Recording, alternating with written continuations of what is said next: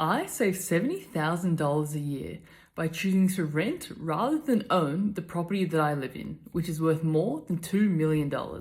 Let me show you how. I'll start off by drawing out the house that I currently live in. As you can tell, I'm a great illustrator, but here's that house worth $2 million.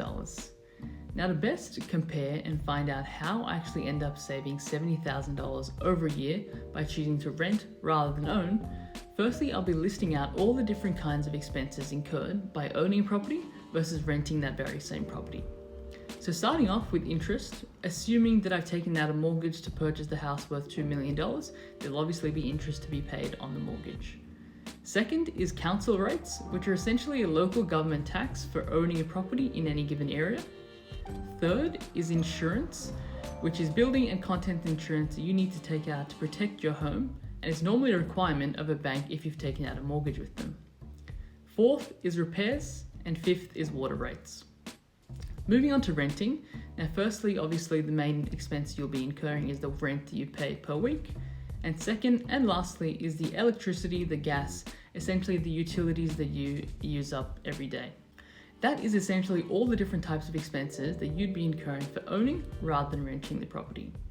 So starting off with interest, assuming 80% LVR on a $2 million property, which is a $1.6 million loan, at 6% interest, that works out to about $96,000 in interest.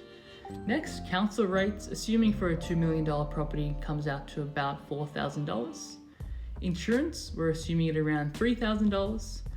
Repairs, typically a good budgeting rule is to account for 1% of the value of the home. In this case, I'll account for 0.5% and leave that at $10,000. And water rates for the year at $1,000.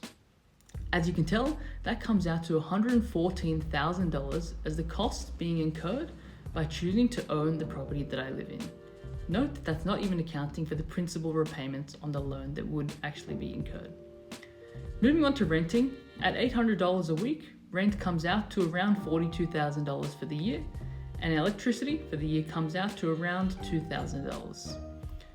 With those two being the two expenses incurred by renting, the total for the renting for the full year comes out to $44,000. So as you can tell, by simply comparing $114,000 to $44,000, that ends up in saving me $70,000 in cash by choosing to rent rather than buy. If you're wanting to calculate how much you could save by renting compared to owning a property, comment or DM me the word rent and I'll send you through an online calculator where you can run through the same calculations to see how much you could save.